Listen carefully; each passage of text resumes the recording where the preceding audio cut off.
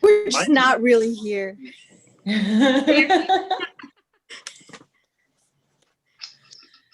All right.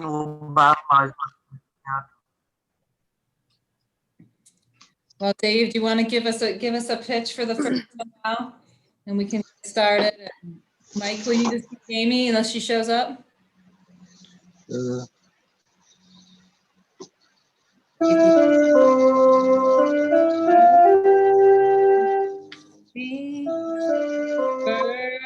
First Noel.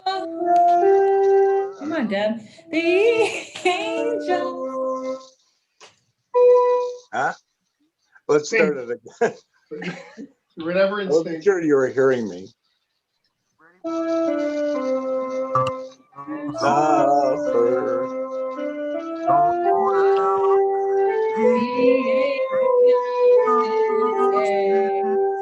Was to serve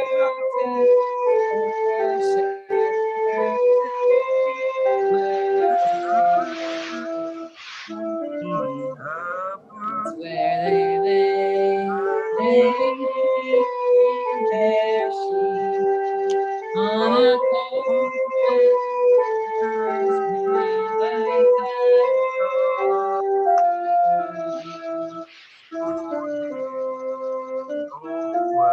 Now the narrator. I'm deciding now.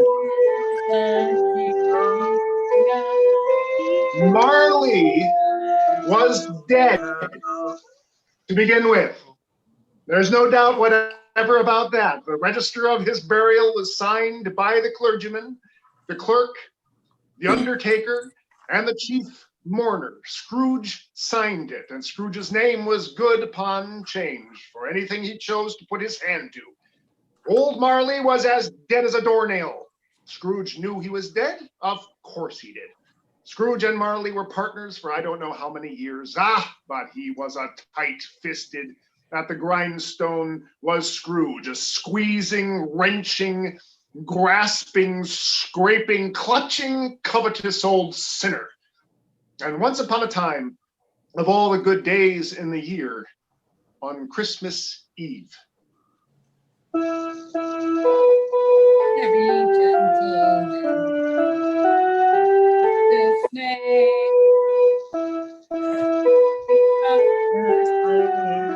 old Scrooge sat busy in his counting house, a grim, cheerless place if ever there was one. The door of Scrooge's counting house was open that he might keep his eye upon his clerk, Bob Cratchit, who, in a cold and dismal little cell beyond, worked at his ledgers.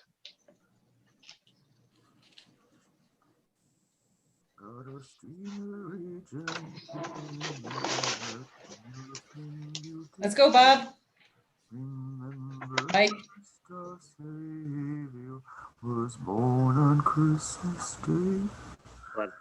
All making it into the end. 19, 20, 21, 22. Merry gentlemen, let nothing you dismay. 23, 26, 29. 9 carry 2. Christmas Day. 1613. Cratchit? Yes, Mr. Scrooge? Stop that infernal caterwauling. Yes, sir. 9, 15, 17. Oh. Singing their idiotic Christmas carols at my very door. Go on, get away from my door. Go somewhere else and bellow your blasted carols, or I'll give you. Why, Governor? It's an old custom at Christmas time, you know. Yes, and I don't want any of your old customs. Take your fellow fools and go away. Christmas, blech. Right, sir. Merry Christmas anyway, sir.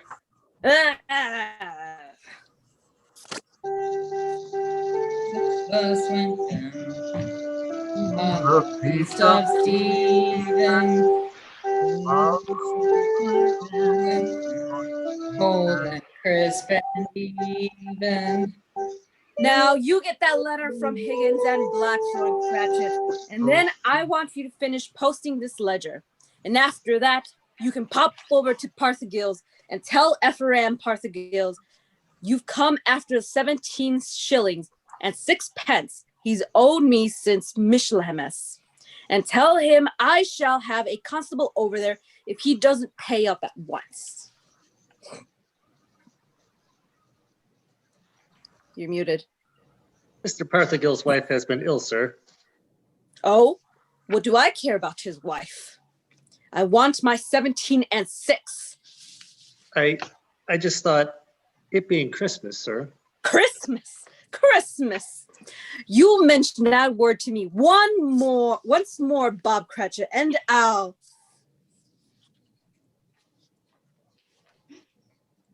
A Merry My friend. Christmas, Uncle. A Merry Christmas, Bob. Merry Christmas, Mr. Fred. God save you, Uncle. Blah, humbug. Christmas? A humbug, Uncle? Now, I'm sure you didn't mean that. I mean just that. Exactly that. Merry Christmas. What right have you to be merry? What reason have you? You're poor enough. Well, what right have you to be dismal about Christmas, Uncle? You're rich enough. Bah. Now, Uncle, don't be cross. Well, what else can I be when I live in such a world of fools? Christmas, what's Christmas to you but a time for paying bills without money? Merry Christmas, a time for finding yourself a year older and not an hour richer. If I could work my will, every idiot who goes about with Merry Christmas on his lips be boiled with his own pudding and buried at the stake of holly through his heart. He should. Uncle. Now, nephew, keep Christmas in your own way and let me keep it in mine. Keep it? But you don't keep it, Uncle. Well, let me leave it alone then. What do you want? A Christmas gift, I've no doubt. I came to wish you a Merry Christmas, Uncle. Merry Christmas. Much good may Christmas do you. Much good it has ever done you. There are many things from which I derive good, by which I have not profited materially. I dare say, Uncle, Christmas among the rest, but I have always thought of Christmas time as a good time, a kind, forgiving, charitable, pleasant time. And therefore, Uncle, though it has never put a scrap of gold or silver in my pocket, I believe it has done me good and will do me good. And I say, God bless it. God bless Christmas. Hurrah. Let me hear another sound out of you there, Bob Cratchit, and you'll keep your Christmas by losing your situation. As to you, nephew, I wonder you don't go into Parliament. You talk enough nonsense. Oh, don't be angry, Uncle. I want nothing from you. I ask nothing of you. Why can't we be friends? Good afternoon. I'm sorry you feel that way. Well, I tried. Merry Christmas to you, Uncle. Good afternoon. And a Happy New Year, too. Bah, humbug. Oh, thank you, Mr. Fred. Same to you, sir. Good day, sir. Good day, Bob.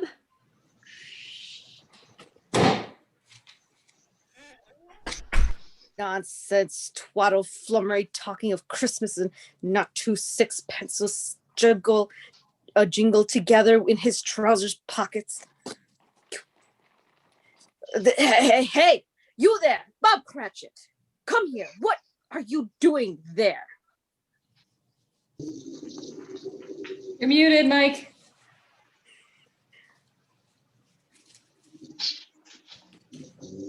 All right. I'm only putting a bit more coal in the fire, Mr. Scrooge, seeing it's so cold in there, sir. You put that coal back into the scuttle. A fire indeed. I can tell you, if you use coal at that rate, you and I will soon be parting company, Bob Cratchit. You understand that there's many a young fellow like your situation, you know. I'm sorry, sir. My fingers are getting a little stiff with the cold. Then put on your mittens. There's someone at the door. Go on, see who it is. Yes, sir. Good afternoon, sir. Good afternoon. This is the firm of Scrooge and Marley. Yes, sir. I should like to see the head of the firm, if I may. Oh, very good, sir. What is it? A gentleman to see you, Mr. Scrooge. Huh? Have I the pleasure of addressing Mr. Scrooge or Mr. Marley? Marley's been dead these 7 years tonight. I'm Scrooge. Well, now, Mr. Scrooge, at this season of the year, it's only fitting that we who are more fortunate should raise a fund to buy the poor some meat and drink and some means of warmth. You may not believe it, sir, but many thousands of necessities and hundreds and thousands are in want of the simplest comforts. Are there no prisons? Well, there are plenty of prisons, sir. And the workhouses, they're still in operation, I trust? I wish I could say they are not, but they are, sir. The treadmill and the poor law are in full vigor then? Both very busy, sir. Ah, I'm glad to hear that. I was afraid from what you said at first that something had occurred to stop them in their full course. Oh, no, sir. All these institutions that you mention are flourishing, but it's nevertheless true that some additional provision for the poor and the destitute must be made. Ugh. Well, a few of us upon change are endeavoring to raise such a fund, you see. And what should I put you down for? Nothing. Oh, I see. You wish to be anonymous, sir? I wish to be left alone. I don't make merry myself at Christmas time, and I can't afford to help make a lot of idle people merry. I help to support the establishment that take care of the poor. They cost enough. Let those who are badly off go there. Many can't go there, sir. Many would rather die. Then my advice to them is to do so and decrease the surplus population. Besides, I've only your word for it, this is so. It's the truth, Mr. Scrooge. Well, so be it then. It's not my business. It's enough for a man to understand his own business and not to interfere with other people's. Mine occupies me constantly. Good afternoon, sir. I quite understand, Mr. Scrooge. Good afternoon. Cratchit, show this gentleman out. Yes, sir. This way, sir, please. Sir, I couldn't help overhearing. I should like to contribute tuppence. Cratchit? Yes, sir. It isn't much, but it's all I can afford. But there are others in worse situations than I. You're a generous fellow. I wish I might say so of your employer. Cratchit! Yes, sir. Good afternoon, sir. Good afternoon. Cratchit! Merry Christmas. Merry Christmas. Yes, sir. Close the door. Yes, sir. 24, 31, 1, carry 3, new scarlet tippet for Tiny Tim, a comb for Martha, 33, 3 and carry 3, a hair ribbon for Belinda, 4, 7, 12, 15. Cratchit! Yes, sir. Yes, sir. It's too late to have you go to the Parthagills. He'll be closed up for a Christmas like these other fools. We may as well close up the place now. Yes, sir. It is getting a little dark. Hard to see the figures. I suppose you'll want the entire day tomorrow. Oh, if it's quite convenient, sir. It's not convenient. And it's not fair either. But I suppose I can't do anything about it. If I was to stop half a crown of your wages, you'd think yourself very ill-used. I'll be bound. Well, sir, Yeah, but you don't think me ill-used when I pay a day's wages for no work. it's only once a year, sir. Once a year. Once a year indeed. A fine excuse for picking a man's pocket every 25th of December. But I suppose there's no good talking. You must have the whole day. Well, see that you are here all the earlier the next morning. You understand? Oh, I will, sir. I will indeed. Good night, sir, and Merry Christmas. Ugh. Merry Christmas. Ah.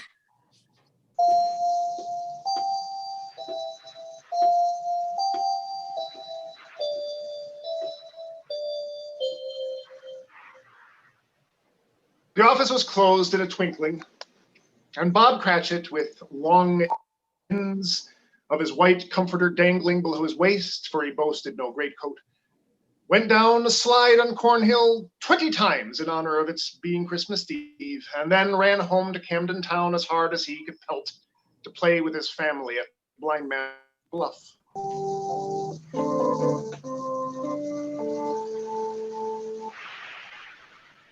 Scrooge, on the other hand, took his melancholy dinner in his usual melancholy tavern, having read all the newspapers and spent the rest of his evening with his banker's book. Went to his dismal house. Darkness is cheap, and Scrooge liked it. The yard was so dark that even Scrooge, who knew its every stone, had to grope his hands through the fog and the frost to find the door.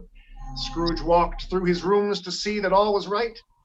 Sitting room, bedroom, lumber room, all as they should be. Nobody under the table, nobody under the sofa, nobody under the bed, nobody in the closet. Closed the door. He locked himself in, he double-locked himself in, and took off his cravat, put on his dressing gown and slippers and his nightcap, and sat down before the fire to take his gruel.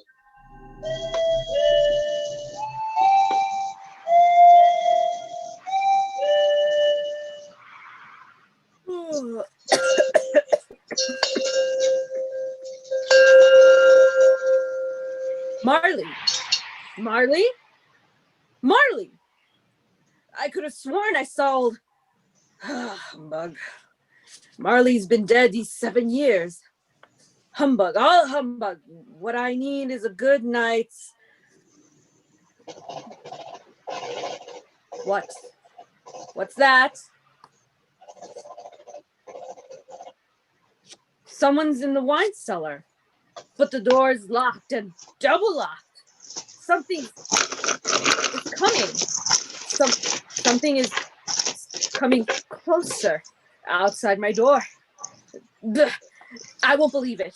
It's humbug still.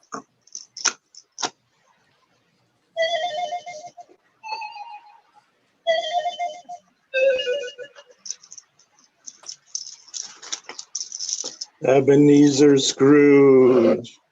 Ebenezer Scrooge. Marley? Oh, no. What do you want with me? I want much of you, Ebenezer. Who? Who are you? Ask me who I was. Oh, no. You're very particular for a ghost. All right, then. Who were you? In life, I was your partner, Jacob Marley. Jacob Marley. But you're dead. You died 7 years ago. 7 years ago, this very night. Huh? What's wrong, Ebenezer? Don't you believe in me? I do not. You doubt your senses, Ebenezer? Yes. Yes. Because a little things affects them. A slight disorder of the stomach makes them cheats.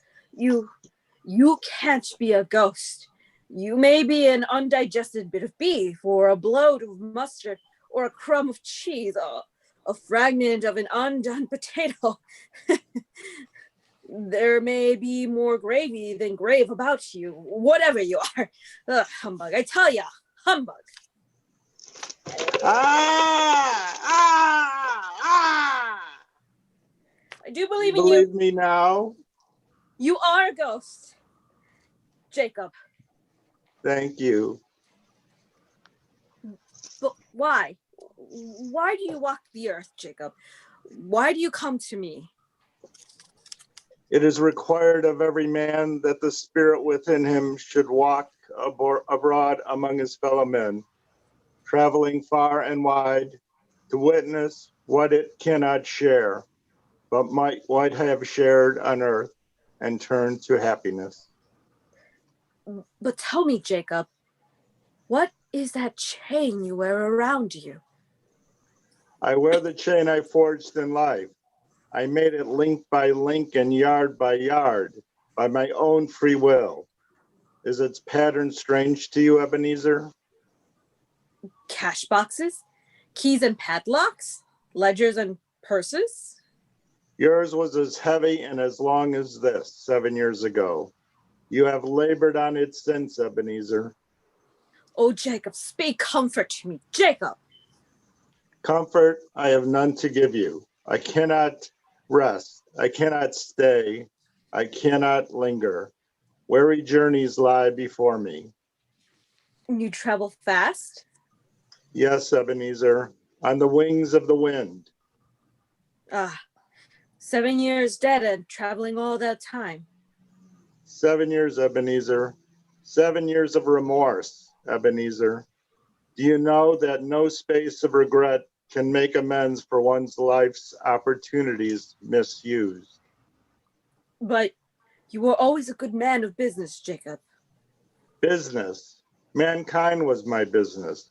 Charity, mercy, benevolence, they were all my business.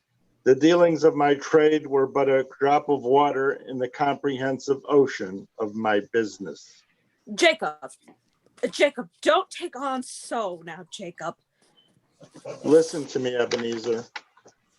I'll listen to you, Jacob. Go on, Jacob. Now, speak to me, but don't be so flowery.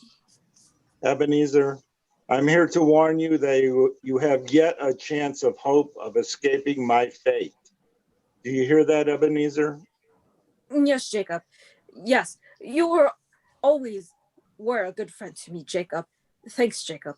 But go on. How shall I escape? Oh, I'm afraid, Jacob.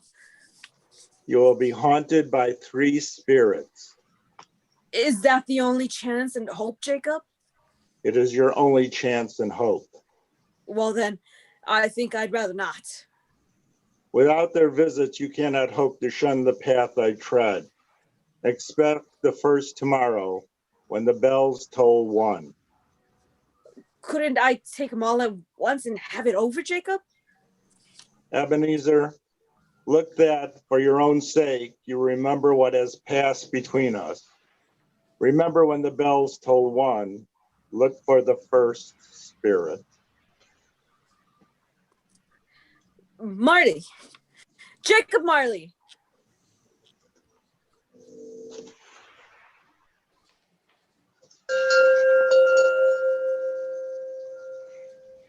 Scrooge awoke. He was lying on his bed, fully dressed. Suddenly, the curtains of his bed were drawn aside, and Scrooge found himself face to face with the unearthly visitor who drew them, as close to it as I am now to you, and I am standing in the spirit at your elbow. It was a strange figure, like a child, and yet not so like a child as like an old man. Its hair, which hung about its neck and down its back, was white as if with age, and yet the face had not a wrinkle in it. And the tenderest bloom was on the skin. The arms were long and muscular, the hands the same, as if its hold were of uncommon strength. Ebenezer Scrooge!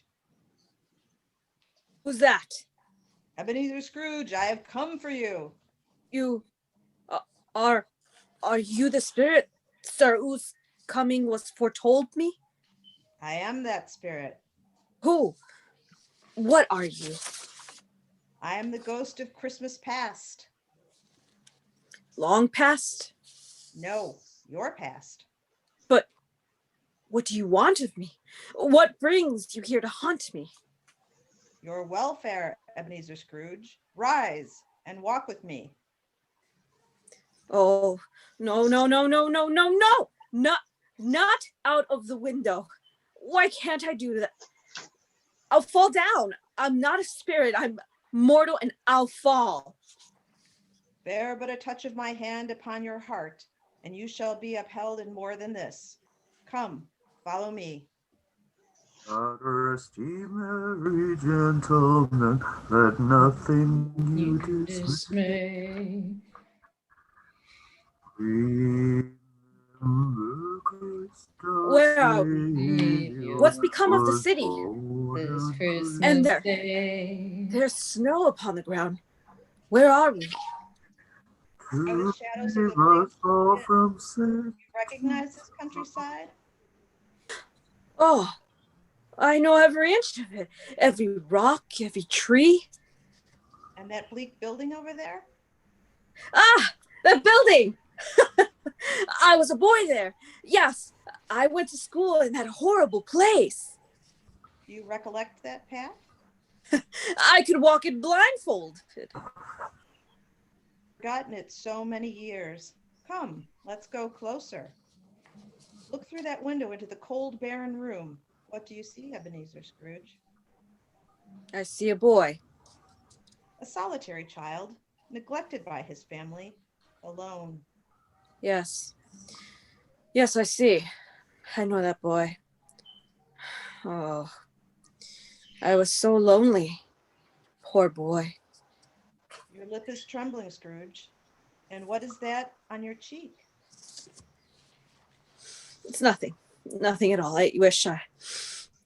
It's too late now. What's the matter? Nothing. The waifs came to my door singing Christmas carols last night, and there was a boy like that among them. A poor, pale, thin little boy in a ragged coat. I should have liked to have given him something, that's all. Is that all? Come, Ebenezer Scrooge, let us see another Christmas. You know this place, Ebenezer Scrooge? Know it! This is the counting house where I was apprenticed. It's my old master, bless his heart, old Fezziwig. My master, alive again, and hosting one of his Christmas parties. Pick your partners. Listen to him. Corkscrew, thread the needle, and back to your places. And there's Dick Wilkins. Poor Dick. Dear. Yes, and look, there's Mrs. Fezziwig herself, looking younger than any of them. And the tables all loaded with roasts and cider, mince pie and beer. Oh, what a jolly time we used to have. That carefree young man with the light heart and the gay smile, do you recognize him? Yes, merciful heaven, how happy I was then. A small matter for old Fezziwig to make those silly folks so full of joy. Small matter. Small indeed. Isn't it? He has spent only a few pounds of your mortal money. Is that so much that he deserves praise? It's not that. It's not that, Spirit. Old Fezziwig has the power to make us happy or unhappy, to make our service light or heavy. His power lies in words and looks and in things so tiny that it's impossible to count him. The happiness he gives is quite as great as if it cost What is the matter? no, nothing. Nothing at all, Spirit. Something, I think. No. Speak. Well, only it's just that I should like to be able to say a word or two to my clerk, Bob Cratchit. That's all. My time grows short, and we have yet another journey to make. Where now? Come. This is our last visit to the past, Ebenezer. Here in this little room with a fair young girl by your side. Do you recognize yourself, Ebenezer? No, no, no, no, no, no, no. Spare me this. You're older now, a man in the prime of life. Your face has begun to wear the signs of care and avarice. Your eyes are greedy, the eager, restless eyes of a miser. No, no, please. She knows it too, that girl by your side. There are tears in her eyes. It matters little to you, very little. I know that.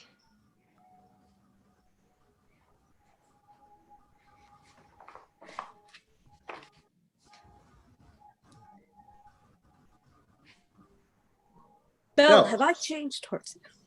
Have I changed toward you?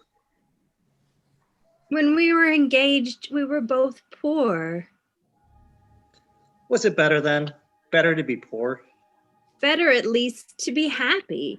You've changed. You were another man then. I was a boy. You blame me because I've grown wiser? Have I ever tried to break our engagement? In words, no, never. In what then? In a changed nature, in an altered spirit, in everything that made my love of any value in your sight. So I release you from your promise. Belle! Oh, at first it may cause you pain to lose me, a very brief pain, but soon it will be dim like a half-remembered dream, an unprofitable dream, and you will be glad to be awake from such a dream. May you be happy in the life you have chosen, Ebenezer, for the love of whom you once loved. That's enough. Show me no more. Take me home. These were the shadows of the things that have been. That they are what they are. Do not blame me. No, no more. No more. One shadow more. Come. Do you see this man, Ebenezer Scrooge? This man might have been you, and the woman beside him your wife. And that girl might have been your daughter, Ebenezer Scrooge. She might have called you father. She might have been a springtime in the haggard winter of your life. Spirit, let me go. Show me no more. Listen now while they speak, Ebenezer. Belle, I saw an old friend of yours. Belle, I saw an old friend of yours today. Who was it?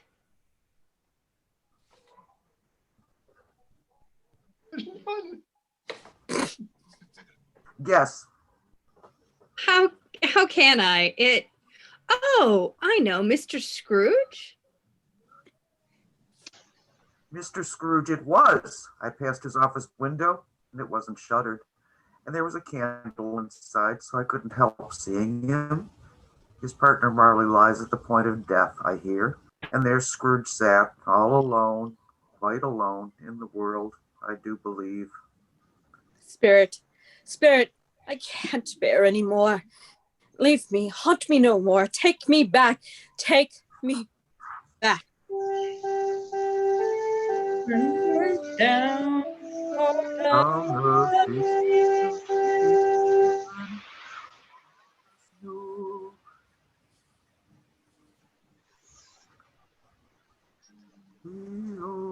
Around deep Golden, crisp and even.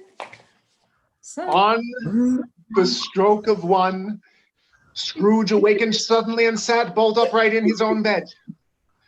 He remembered the words of Marley's ghost and wondered from which direction the second specter would appear. At that moment, nothing between a baby and a rhinoceros would have astonished him very much.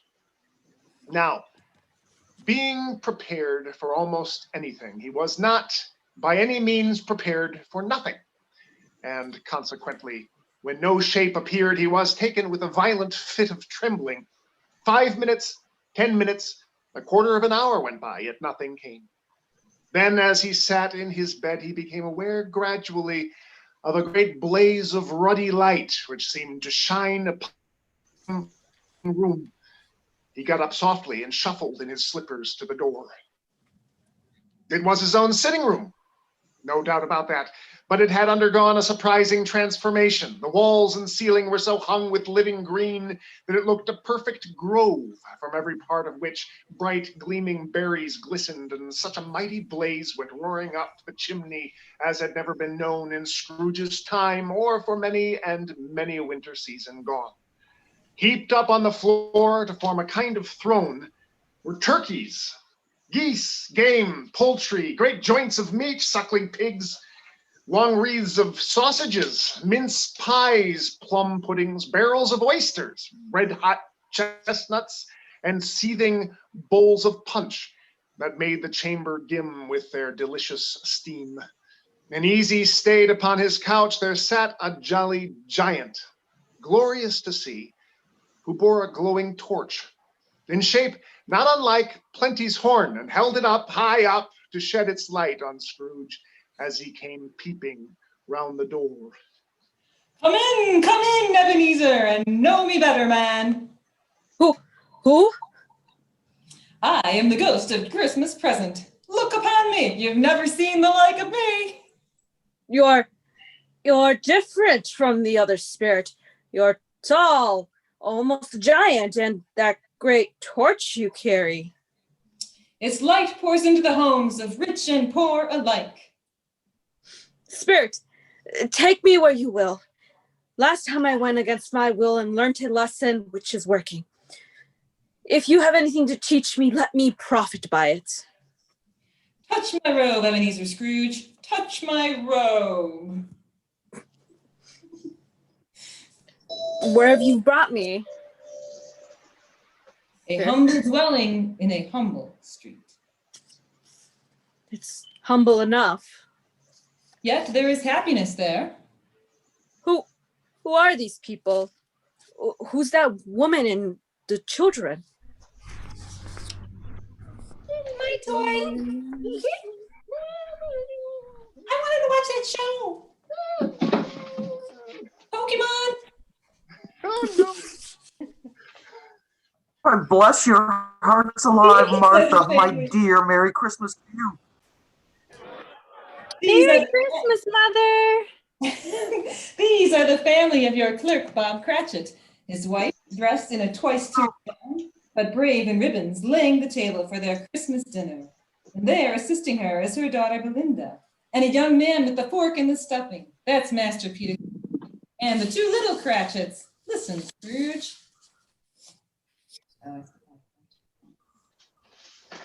Family chatter. Chatter, chatter, chatter. Hit me! Well, So heart alive, Martha, my dear, Merry Christmas to you. Merry Christmas, Mother. Merry Christmas.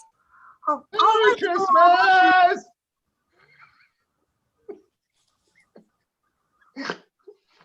Oh, we'd a deal of work to finish up last night, and we had to clear away this morning. well, never mind, as long as you're here now. Sit ye down before the fire and have a warm. Lord bless ye. Where's Father?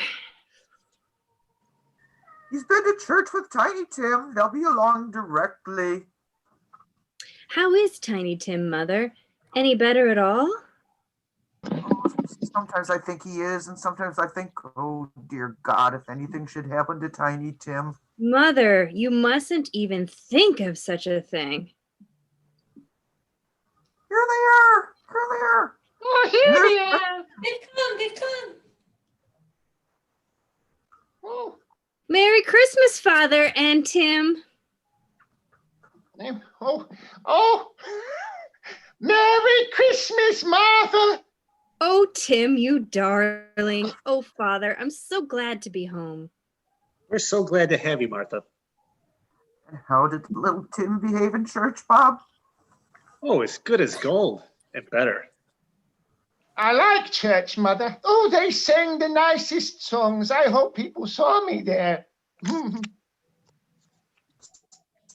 you there, and why, Tim?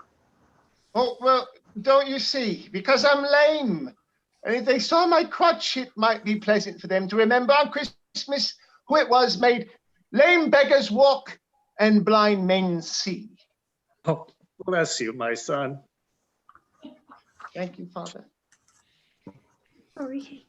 We're ready to eat, Mother. I'm hungry. Let's eat. Yes, children, we're all ready. Come get your places now. And Bob, wait your turn. There's plenty stuffing and dressing and plum pudding for all of you. Martha, you take care of Tiny Tim. Yes, Mother. That was my You see that he eats plenty. He must get tall and well. Now sit down, everyone. Now, my dears. Shall we say grace? Spirit, tell me if Tiny Tim will live. I see a vacant seat in the porch corner and a crutch without an owner, carefully preserved. Oh, no, no, no, no, no, kind spirit. Say he'll be spared. Say he'll live. If these shadows remain unaltered by the future, Ebenezer, the child will die. Amen. Amen. And now, my dears, with such a dinner, a toast. A Merry Christmas to us all, and God bless us. Amen. God bless us, everyone. And now to Mr. Scrooge. Aw. I give you a toast to Mr. Scrooge, the founder of the feast. The founder of the feast indeed. Who pays you all of 50 here? I give him a piece of my mind to feast on, and I hope he'd have a good appetite for it.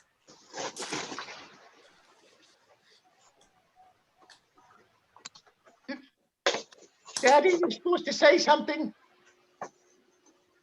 Oh, my dear, the children, Christmas Day. Well, it should be a Christmas day, I'm sure, on which one drinks the health of such an odious, stingy, unfeeling man as Mr. Scrooge. You know he is, Bob. Nobody knows it better than you, poor fella. My dear, Christmas Day. I'll drink his health for your sake in the days, not for his. Long life to him. A Merry Christmas and a Happy New Year. He'll be very merry and very happy, I have no doubt. And I say, God bless him too, Mother, and everyone. Oh, yes, oh, yes. Yeah.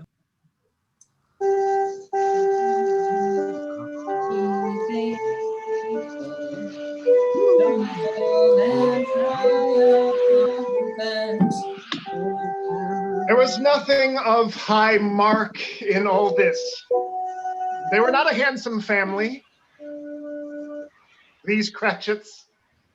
They were not well dressed. Their shoes were far from being waterproof. Their clothes were scanty and had known very likely the insides of a pawnbroker's. But they were happy, grateful, pleased with one another, and contented with the time. When at last they faded, Scrooge had his eyes upon them, and especially on Tiny Tim, until the last.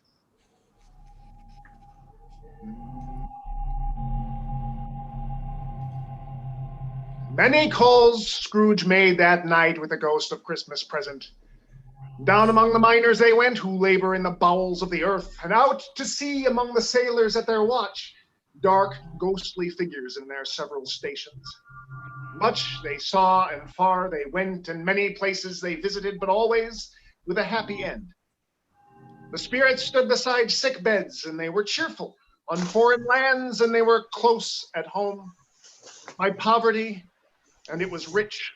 In alms house, hospital, and jail, where vain men in his little brief authority had not made fast the door and barred the spirit out, the spirit left his blessing. It was a long night, if it was only a night, and it was strange too, while Scrooge remained unaltered in his outward form. The ghost grew older, clearly older. My life upon this globe is very brief, Ebenezer. It ends tonight. Tonight. Tonight, at midnight. Mark, the hour has come. Oh, no, no, not yet. Not yet. There are still more things I wish to learn.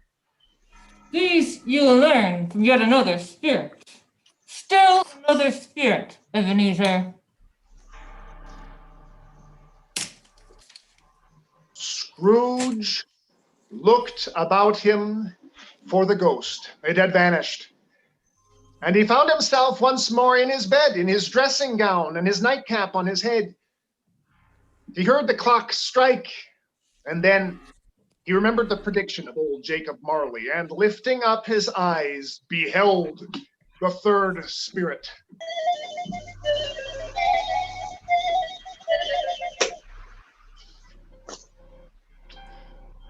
A solemn phantom shrouded in black, draped and hooded, coming towards him slowly and silently, like a mist along the ground. I know you. You are the ghost of Christmas yet to come. You'll show me the shadows of things that have not yet happened, but will happen in the time before us. Answer me, spirit, ghost of the future. I fear you more than any specter I've seen. Yet, I know your purpose is to do me good. And as I hope to live to be another man from what I was, lead on. Lead on! The night's waning fast and time's precious. Spirit, why? Why have you brought me here again? Here to Bob Cratchit's home. But it's not the same. What? Why is it so quiet? So very quiet here.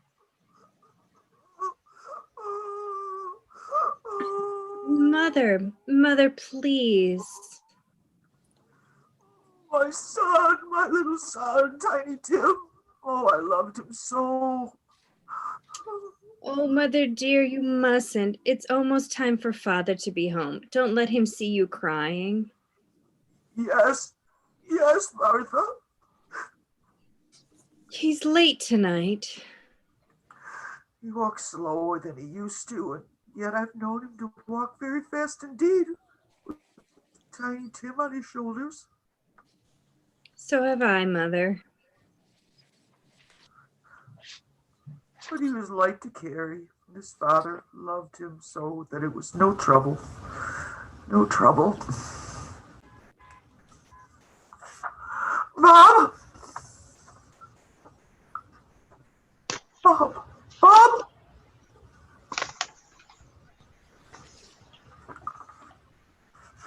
Good evening, my dear. You like Bob? Yes, I'm sorry, my dear. I went to the churchyard today. I wish you could have gone with me. I would have done your heart good to see how sweet and green a place it is. But you'll see it often. I promised him. Yes, I promised Tiny Tim we'd walk there on a Sunday. Father dear. It's God's will, Bob. I'm trying to understand it, my dear.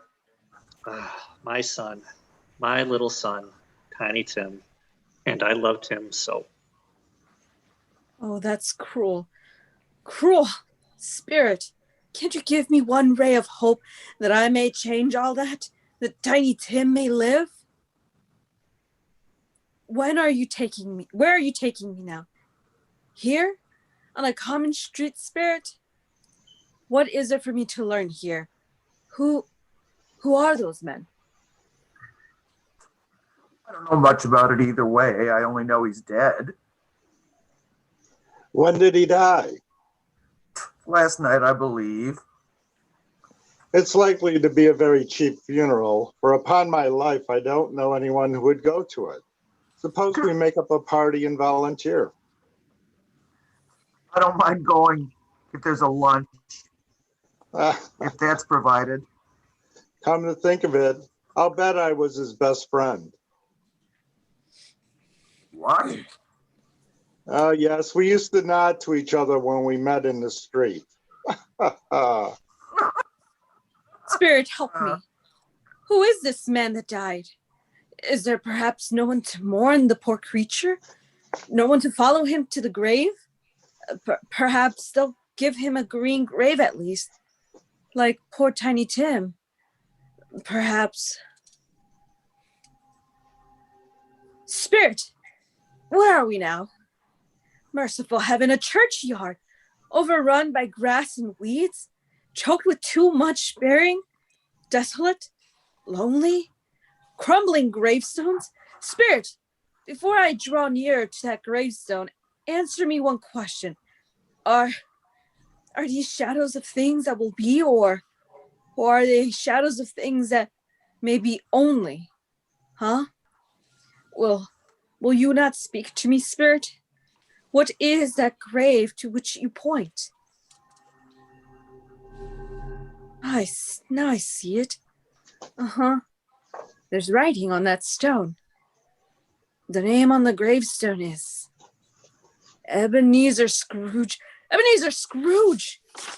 Oh, no, Spirit. No. Hear me. I'm not the man I was. Why show me this if I'm past all hope? Tell me that I can change these dreadful shadows you've shown me by an altered life. I'll honor Christmas in my heart. I'll try to keep it all the year. I'll live in the past, the present, and the future.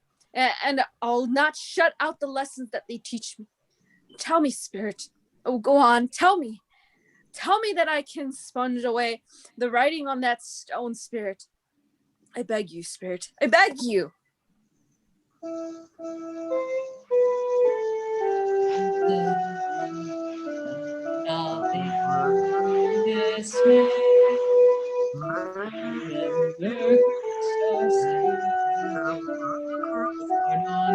Spirit, I promise on my knees. I promise I'll, why, what's that? It's my own drape. Oh, I'm home, in my own bed, in my own room. And the sun's shining. It's clear, it's bright, no fog. What a beautiful day. Oh, glorious, glorious. Hey, boy. Oh, boy. Yes, sir? What's today? What's that, sir? What day is it, my fine fellow? Today? It's Christmas Day. Oh, Christmas Day. Then I haven't missed it. The spirits have done it all in one night. All in one night. Heaven be praised. How's that, sir? Listen, my lad, you know where the poulterer is in the next street? I should say I do. An intelligent boy, a remarkable boy. Tell me, do you know if they sold the prize turkey that was hanging in the window? The one as big as me? What a delightful boy. It's a pleasure to talk to ye. Yes, my buck. It's hanging there now, sir. That's wonderful. Go down, will ya, and tell him to send it to Bob Cretch and his family on Broad Street. And mind you, they're not to know who's paid for it. Go along. Hurry, my lad. Here, wait a minute. Here's half a crown for your trouble. Yes, sir. And a Merry Christmas, sir. And a Merry Christmas to you, my boy. Oh, I don't know what to do. I'm as light as a feather, as happy as an angel. I'm as merry as a schoolboy. Merry Christmas! A Merry Christmas to everyone. A Happy New Year to all the world. Whoop, whoop. Hello! My dear sir, how do you do? Hi, I beg your pardon? Well, you, sir, aren't you the gentleman who came to my office in regard to that charity? Why, yes, sir. Merry Christmas to you. Yes, sir. Allow me to ask your pardon, sir. And will you have the goodness to accept? I prefer to whisper this. Oh, Lord bless me. My dear Mr. Scrooge, are you serious? If you please. Now, not the farthing less. A great many back payments are included in it, I assure you. Will you do me that favor? Well, my dear sir, I don't know what to say to such munificence. Now, don't say anything, please. Come and see me. Will you come and see me? I will indeed. Thank ye. I am much obliged to you. I thank you 50 times. Bless you. Merry Christmas.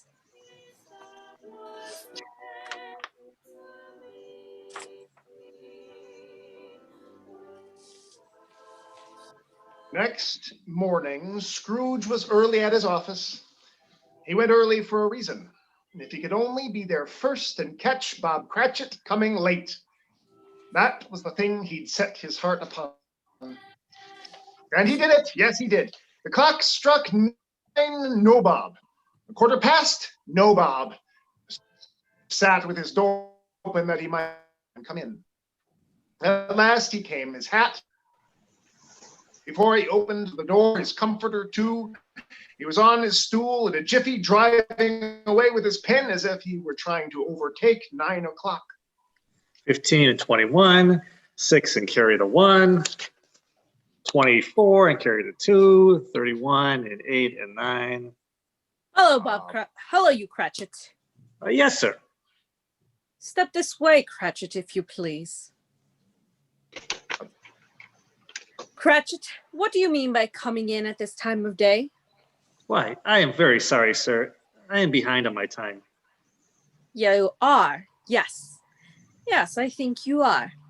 Oh, it's only once a year, Mr. Scrooge. It shall not be repeated. I was making rather merry yesterday, sir. I'll tell you what, my friend. I'll not stand this sort of thing any longer. And therefore, Bob Cratchit, I'm about to raise your salary. Mr. Scrooge, are you quite yourself, sir? No, thank heaven. I'm not quite myself. Merry Christmas, Bob. Merry Christmas, my good fellow. Oh, merrier Christmas than I've ever given you in many a year. I shall raise your salary, and we'll see what we can do for Tiny Tim and the rest of your family, huh? Well, we'll discuss it in this very afternoon over a Christmas bowl of smoking bishop.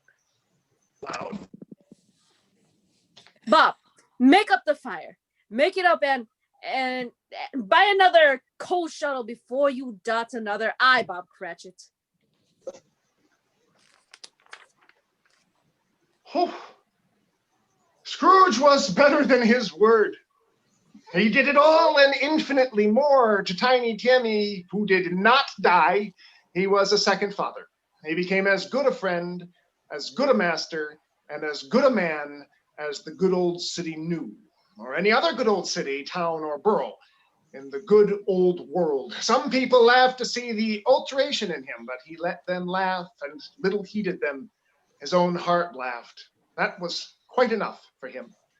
He had no further intercourse with spirits, but lived upon the total abstinence principle ever afterward. And it was always said of him that he knew how to keep Christmas well, if any man alive possessed the knowledge. May that be truly said of us, of all of us. And so, as Tiny Tim observed, God bless us, everyone.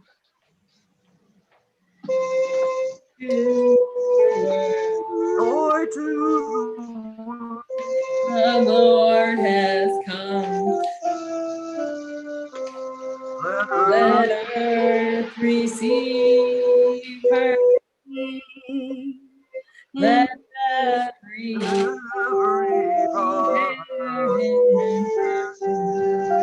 heaven and nature sing. And heaven and nature sing.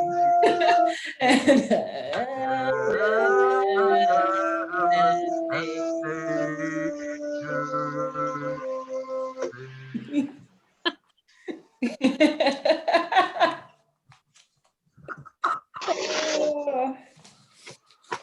Good one, everyone. Yay! Mike, we were perfect the first time, I swear. It was just pristine. Because I wasn't there. No, I appreciated the little sound effects and songs there. I thought that was something, I think. Don't you think? It's tough to compete with the organ. It is. It is. I got kicked out like right before the end. I got kicked out, and then I came in and she was finishing her last line, and I'm like, oh, I almost missed my cue. I don't know what was happening. That happened to me too, like midway through. Well, maybe if we do this again next year, we won't have to do it virtually, but. Yeah. Maybe it'll be a little better. We won't get kicked out as often. Yeah, yeah. We could do an actual radio play version of it. Yes, you're in the recording studio. Yeah. Yeah. All smashed into the recording studio get together because there'll be no yeah. more. With all of our COVID-free droplets. That's a nice way of putting it. That's me. All right. Well, I'm going to stop recording then if I can figure out how. Aha.